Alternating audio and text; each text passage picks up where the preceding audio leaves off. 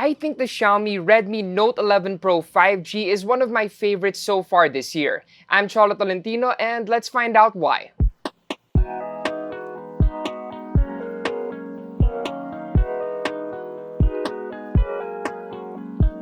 A short while back, we took a look at the Redmi Note 11 and now we have the top tier variant from that line.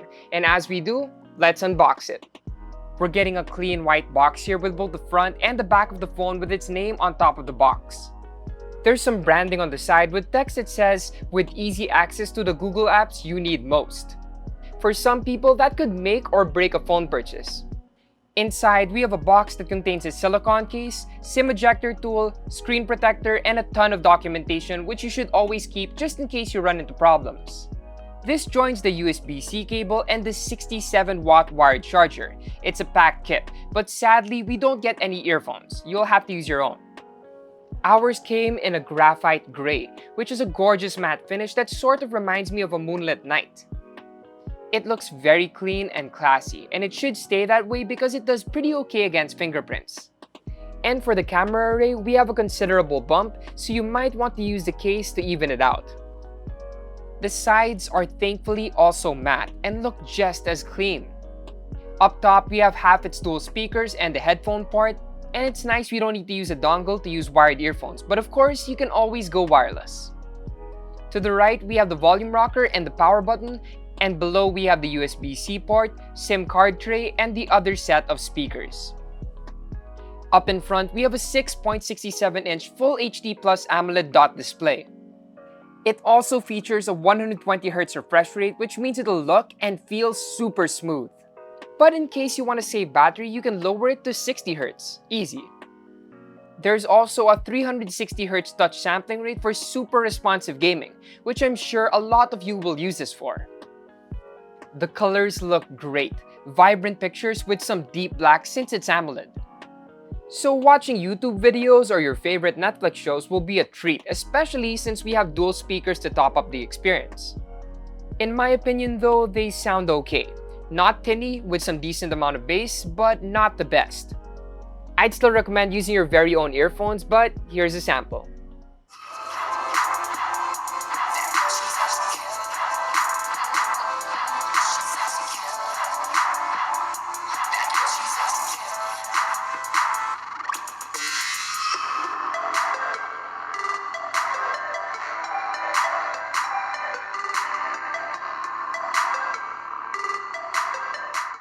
Now, we have a pretty solid set of snappers for this one. We have a whopping 108 megapixel f1.9 main camera, 8 megapixel f2.2 ultra-wide, and 2 megapixel f2.4 macro. While in front, we have a 16 megapixel f2.4 selfie camera. I took it around Unbox Green Hills and was very happy with the results. One thing that irks me about phone pictures is that they come off as oversaturated and makes it look less natural. I did not have that problem here. All the cameras were pretty consistent in terms of color and quality. I got good, natural colors, and if I want to saturate it, I can always do that in post. All the cameras delivered shots I believe are ready for social media. Yes, even the 2 megapixel macro camera. The selfies look good as well, without overexposing, and I was very happy with the skin toning. And if you want to use this for vlogging, it does that pretty well too. We have a sort of stabilization which I noticed right away when testing it. Though it is worth noting that you will get a crop, so plan ahead. Plus, we have dual view video for those creative vlogs like maybe a mukbang clip or even travel shots. You can also easily switch between the formats while recording the video.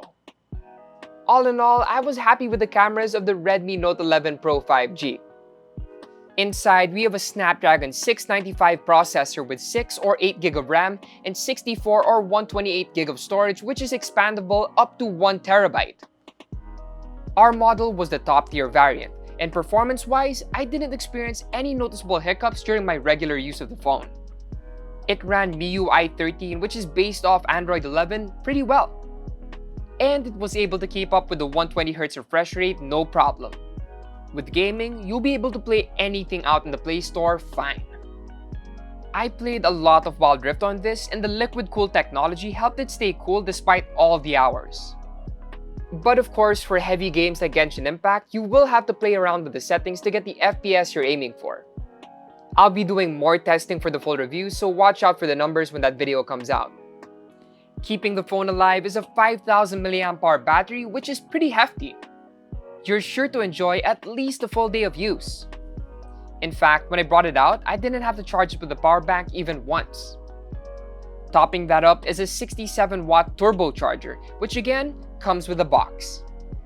And again, watch out for the full review if you want to know the numbers behind the specs. But yeah, there you have it, the Redmi Note 11 Pro 5G. I really enjoyed my time with this phone. In fact, I'll be taking this phone with me to Boracay this weekend to really put it to the test. It has a good camera array that offers a lot of versatility and stable performance to boot. So, let's see how it does on the trip. But personally, I'm pretty excited.